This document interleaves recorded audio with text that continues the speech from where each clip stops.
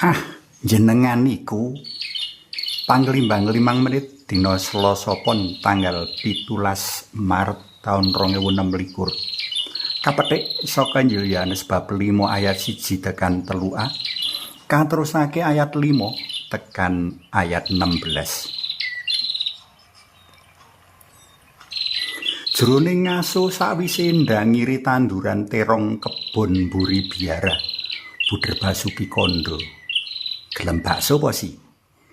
Sawijining pitakonan kang manut panemuku nakal. Lah piye?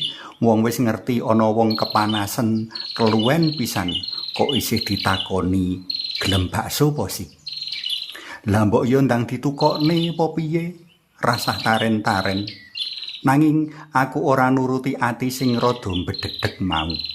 Aku malah aweh jawaban kanthi semu guyon. Ah, kowe iki bas-bas. Lawo ya gelem no. Kene duwite. Sawise diulungi duit, aku njur nyengklak sepeda motor menyang rombong baksone Pak Timbul neng Celongope Jalan Samadi. Waret bas. Sesuk meneh ya. Kandhaku cengengesan kang wis traktir bakso.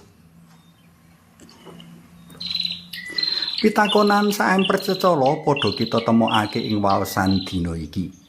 Sing paring pitakonan Gusti Yesus, sing ditakoni wong kang nandhang lumpuh 30 taun kelelean ing pinggir blumbang Bethesda.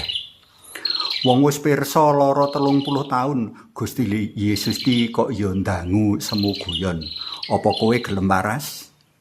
Mbok menawa kanthi pitakonan rada nakal mau, Gusti kersa ngetes kesabaran lan katumemenane wong lara lumpuh mau anggone kepingin saras. Pranyata wong lumpuh mau ora nesu merga kecocok atine.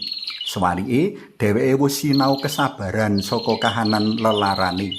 Dheweke ora bisa ngendelake pitulungane liyan, mula pangandel siji-sijine amung kapasrahake marang Gusti Allah piyambak. Jroning larane dheweke yakin menawa ing mangsane tembi Gusti bakal paring pitulung.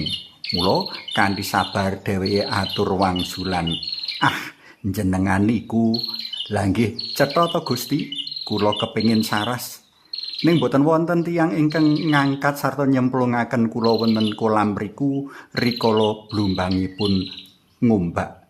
Jenengan kersa nyemplungaken kula napa? Sak wanci-wanci toya blumbang niki mangke ngombak. Wong mau ora ngerti menawa sing lagi adu arep pirembugan marang dheweke mau sang raja malaikat sing nekakake pangeram-eram kanthi ngobahake banyu blumbang Bethesda. Panjenengane ora perlu ngobahake banyu blumbang. Panjenengane cukup dawuh. Mula Gusti Yesus banjur paring dawuh marang si lumpuh. Tangiyo, angkatan peturonmu lan lumakuwa. Temenan, pangandika dalem Gusti nuwuhake kekuatan ing wong mau. Wong mau banjur tangi gregah ngangkat peturone lan mlaku.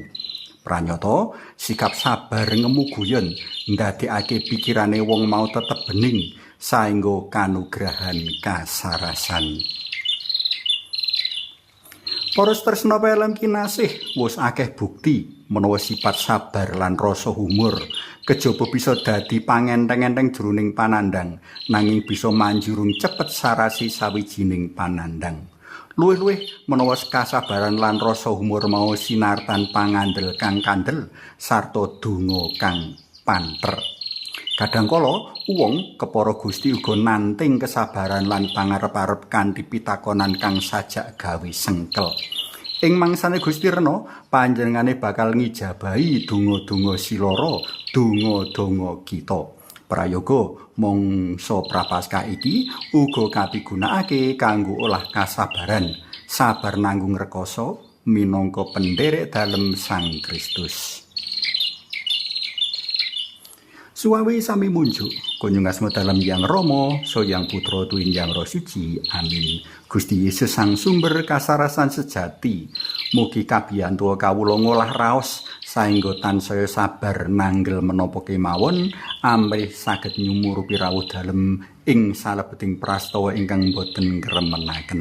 Amin. Kunjungasmu dalam Yang Rama, so Yang Putra Tuwin Yang Roh Suci. Amin.